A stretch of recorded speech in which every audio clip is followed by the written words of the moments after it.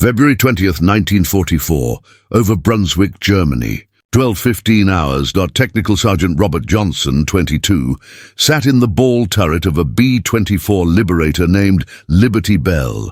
6 miles below, German factories churned out U-boats. 6 miles above, nothing but empty sky and incoming Messerschmitt fighters.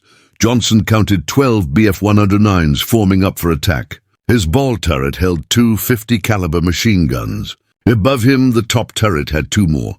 Tail turret, 2 more. Waist guns, 2 more. Nose turret, 2 more. 10 guns total. 10 opportunities to stop what was coming. German fighter pilots had studied captured B-24s. They knew the weak spots. They knew the blind angles. They developed attack profiles specifically designed to exploit Liberator vulnerabilities. But what German pilots learned in training, they unlearned in combat. The B-24 didn't have weak spots. It had overlapping fields of fire, interlocking zones of death, every approach angle covered by multiple guns.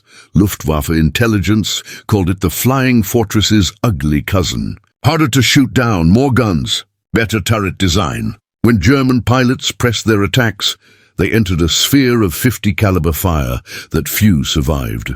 What happened in the next 8 minutes would be reported to Luftwaffe High Command. Not as tactical success, as warning. American bomber defensive fire had become unstoppable. By February 1944, the air war over Europe had reached critical intensity. Allied bombing campaign targeted German war production. Every day, hundreds of bombers struck German cities, factories, and transportation networks. Germany's survival depended on stopping those raids. Luftwaffe fighter units received highest priority for fuel, ammunition, and replacement aircraft.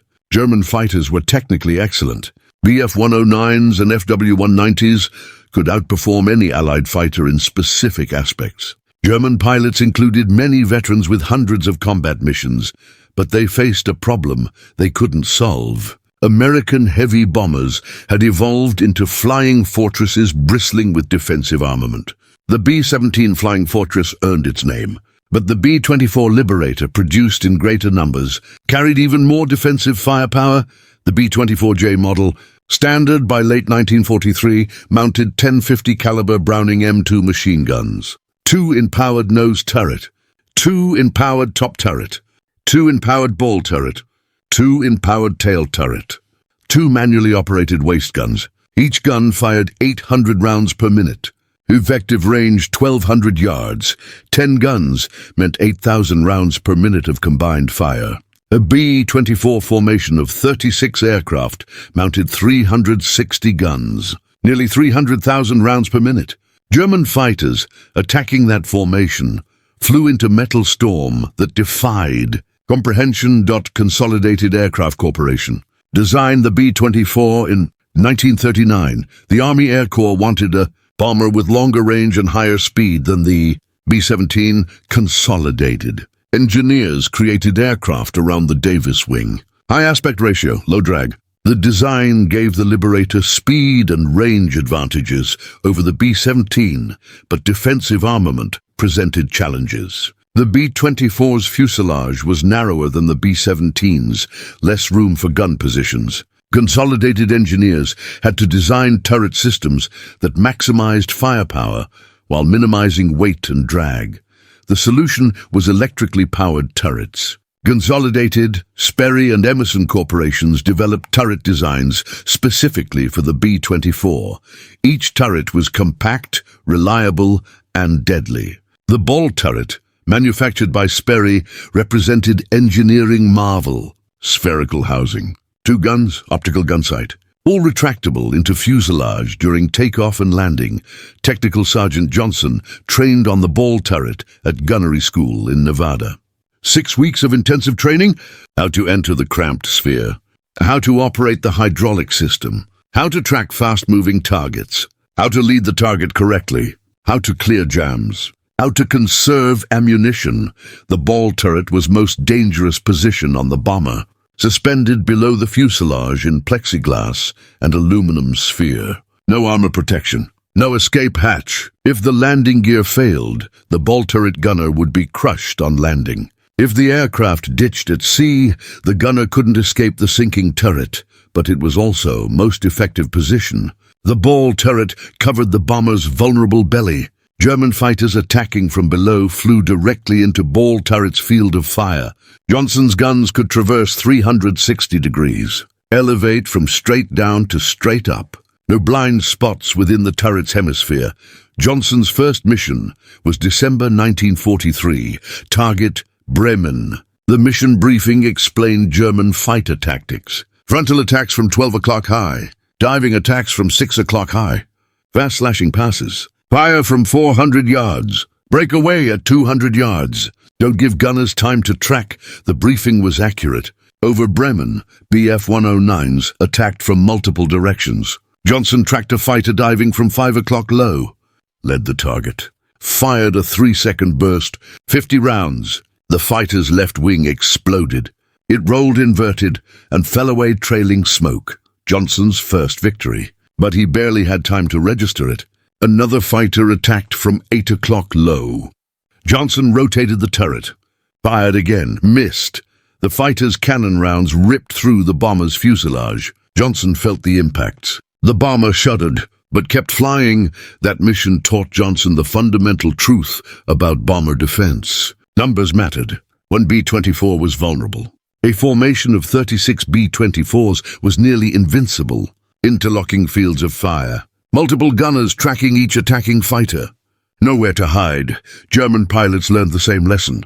Hauptmann Josef Wurmheller, veteran Luftwaffe fighter pilot with 102 victories, specialized in bomber attacks. His tactics were aggressive and effective, but even he recognized the danger. American heavy bombers, especially the B-24 with its improved turrets, represent extreme threat to fighter pilots. Successful attack requires precise timing, high speed, and immediate disengagement.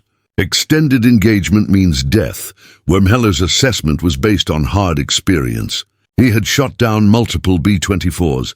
He had also seen many of his squadron mates shot down by B-24 defensive fire. The exchange rate was unfavorable. For every bomber destroyed, multiple fighters were lost. February 20th, 1944. Liberty Belle was part of the 93rd Bombardment Group. 36 aircraft in formation. Target Brunswick. The group expected heavy fighter opposition. Brunswick was deep in Germany, beyond range of most Allied escort fighters. The bombers would face Luftwaffe's best pilots without fighter protection for much of the mission. Intelligence briefing noted recent improvements in German fighter tactics. More coordinated attacks. Multiple aircraft attacking single bomber simultaneously. Rockets fired from long range to break up formations. Once formations disrupted, German fighters could attack isolated bombers with better chance of success.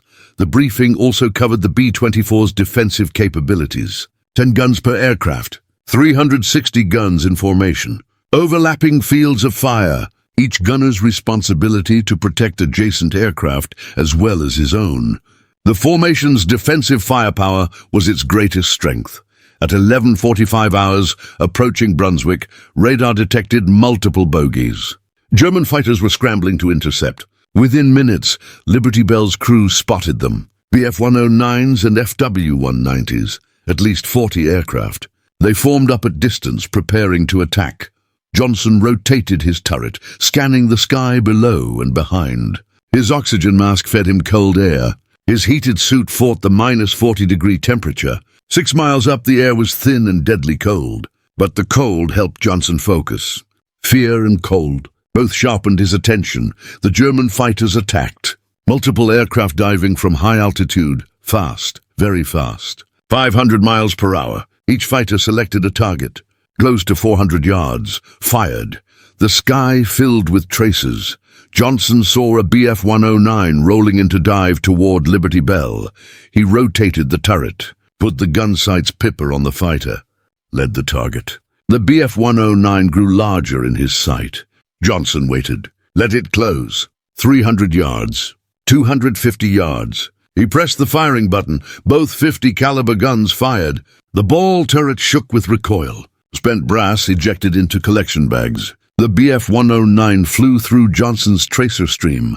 Cannon rounds struck Liberty Belle's left wing, but the fighter was also hit. Smoke poured from its engine. The pilot broke off the attack. The Bf-109 rolled inverted and dove away, trailing fire. Johnson had no time to confirm the kill. Another fighter attacked from 4 o'clock low. He rotated right, fired. The fighter broke left. Johnson's tracers followed but didn't connect. The top turret gunner opened fire. His tracers converged with Johnson's.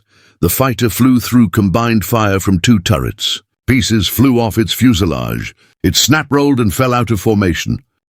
The German attack lasted 8 minutes. Continuous waves of fighters, multiple attacks on each bomber. The sky was chaos. Tracers everywhere, explosions, smoke, falling aircraft. Both German and American Liberty Belle took hits. Cannon shells punctured fuselage. Shrapnel damaged hydraulics. But the bomber kept flying. The defensive guns never stopped firing. Johnson expended 400 rounds. The top turret gunner fired 600. The tail gunner fired 800. Every gunner in the formation fired similar amounts. When the German fighters finally broke off, 12 Bf-109s and FW-190s had been shot down. The formation lost 3 B-24s, unfavorable exchange ratio for the Germans.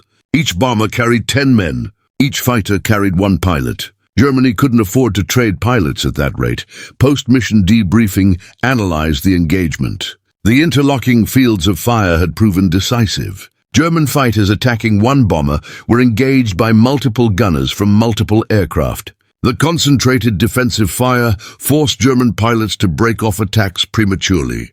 Premature disengagement meant fewer hits on bombers. Fewer hits meant fewer bombers lost. The intelligence officer asked Johnson about his gunnery. How many fighters had he engaged? Johnson estimated 6. How many hits? Probable 2. Confirmed 1. The intelligence officer noted the numbers. Multiply by 10 gunners per aircraft. Multiply by 36 aircraft in formation. The defensive firepower was staggering. German intelligence conducted similar analysis. Luftwaffe after-action reports from Brunswick raid noted American bomber defensive fire effectiveness. Multiple Bf-109 and FW-190 pilots reported being engaged by defensive fire from bombers. They weren't attacking. The overlapping fields of fire meant German fighters were under fire, regardless of which bomber they targeted. One captured German pilot, shot down near Brunswick, was interrogated by American intelligence. Technical Sergeant Otto Weber, 25, had flown Bf-109s for 2 years. 63 missions, 12 victories. But his assessment of American bomber defenses was sobering. The B-24 is more dangerous than the B-17. Better turret coverage, more concentrated fire. When we attacked B-24 formations, we knew casualties would be high. The ball turret especially. It covers the belly perfectly. We tried to attack from below and behind, but the ball turret could track us throughout the attack run. Many of our pilots were killed by ball turret fire. Weber's testimony confirmed American tactical assessments.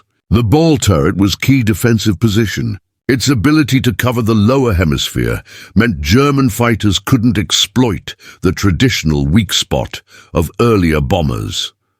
The powered turret design gave American gunners critical advantages. Electric motors rotated the turrets faster than manual systems. Faster rotation meant better tracking of high-speed fighters. Better tracking meant more hits. More hits meant more German fighters destroyed. The Sperry ball turret could rotate at 32 degrees per second.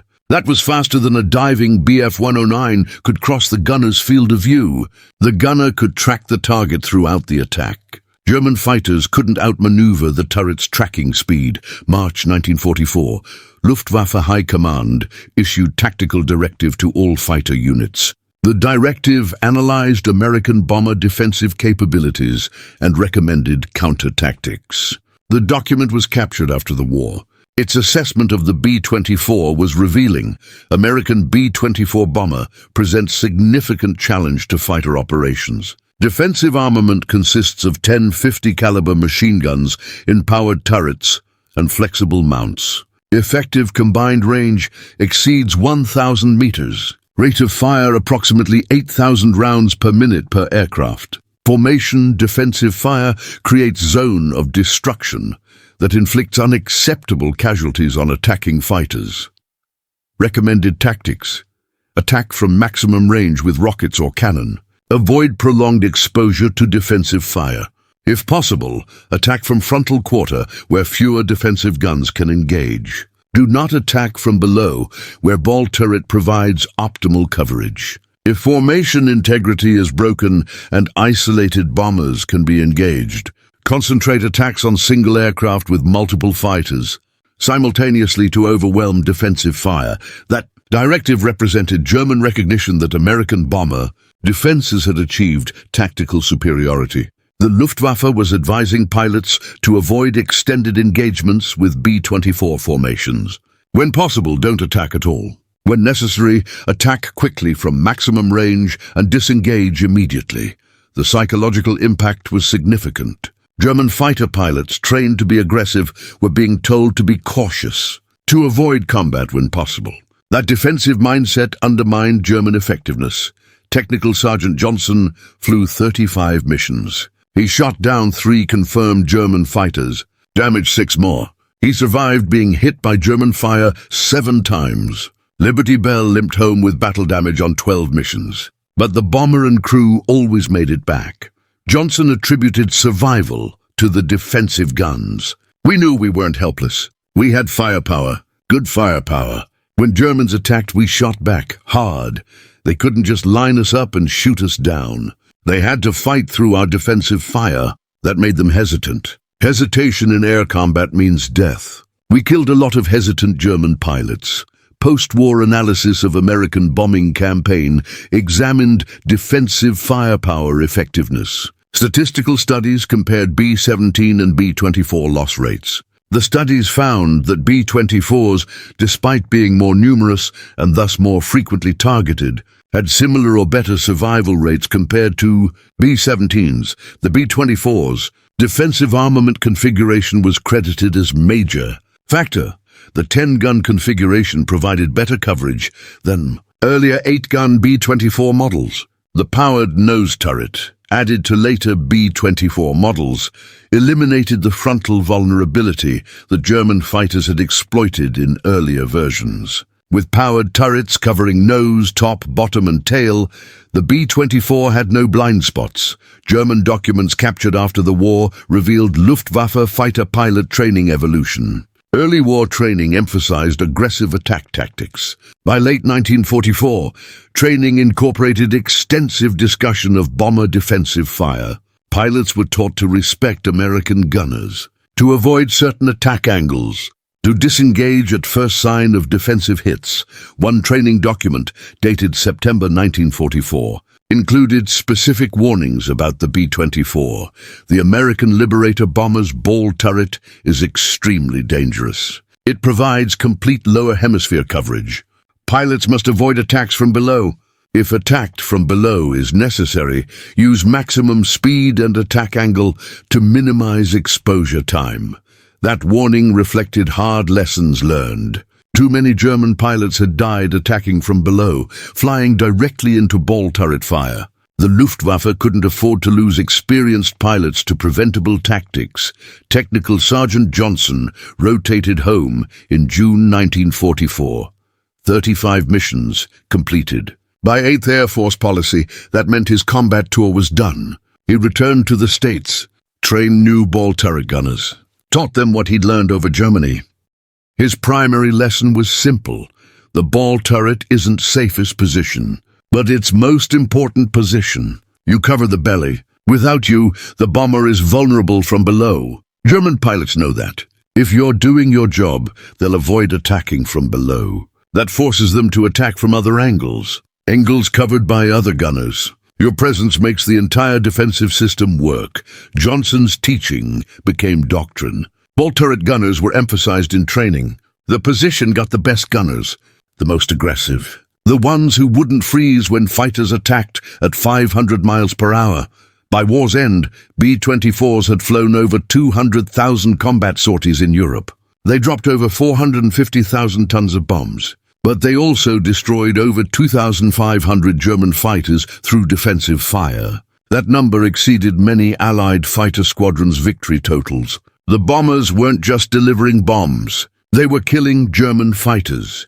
German fighter losses to bomber defensive fire became unsustainable by late 1944. Experienced pilots were irreplaceable. Each veteran pilot lost meant less experienced replacement. Less experienced pilots were more vulnerable to defensive fire. The cycle accelerated German fighter force decline. Oberst Johannes Steinhoff, Luftwaffe fighter commander, survived the war with 176 victories. He wrote extensively about his combat experiences. His assessment of American bomber defensive fire was frank. By 1944, attacking American bomber formations meant accepting casualties. We couldn't prevent the bombers from reaching their targets without losing unacceptable numbers of fighters. The defensive firepower was too great, especially the Liberator with its excellent turret coverage. That admission from high-ranking German fighter commander validated American tactical approach. Concentrate defensive firepower. Maintain formation integrity. Train gunners to high standard. The combination created defensive system that German fighters couldn't overcome. Modern military historians debate whether strategic bombing won the war. But there's no debate about defensive firepower's importance. American bombers survived because they could shoot back, effectively, with enough firepower to make attacking them lethal for German fighters. The B-24 Liberator Museum at March Field in California displays a restored ball turret. Visitors can look inside the cramped sphere, see the two 50 caliber guns, the optical sight, the control handles. Try to imagine sitting there for 8 hours at minus 40 degrees, 6 miles up, while German fighters attacked. Next to the turret is a plaque with quote from German fighter pilot. I attacked B-24s on many missions. Every time I feared the ball turret most. The gunner there had clear view, fast tracking, accurate fire. Many of my comrades died to ball turret fire. We learned to respect it, to fear it, to avoid it when possible. That respect from enemy pilots represents the highest tribute to American gunners and the defensive system they operated. The B-24's 10 guns, properly employed by trained crew, created sphere of protective fire that German fighters learned not to penetrate. Technical Sergeant Johnson lived until 2003. He rarely spoke about the war. When asked about his combat experience, his answer was always brief. I did my job. The guns worked. We came home. The Germans didn't always. That's all that mattered. But his modest answer concealed larger truth. That American engineers designed turret systems that worked. American factories built them reliably. American training prepared gunners to use them effectively. And American gunners, sitting in cramped turrets 6 miles up over hostile territory, fired those guns with skill and courage that made German pilots fear them. The Luftwaffe never found solution to American bomber defensive fire. They tried rockets, long-range cannon, heavily armed and armored fighters, formation attacks, frontal attacks. Nothing worked consistently. American bombers kept coming, kept dropping bombs, kept shooting down German fighters. By April 1945, Luftwaffe fighter force was shattered. Lack of fuel, lack of pilots, lack of aircraft, but also lack of tactics that could defeat American bomber defenses without prohibitive casualties. The defensive fire was unstoppable. German commanders acknowledged it. German pilots lived it. German engineers studied captured turrets and found no weakness to exploit. The B-24 Liberator was produced in greater numbers than any other American military aircraft. Over 18,000 built. Not because it was prettiest aircraft. Not because it was easiest to fly, but because it worked. It delivered bombs. It brought crews home. It shot down enemy fighters.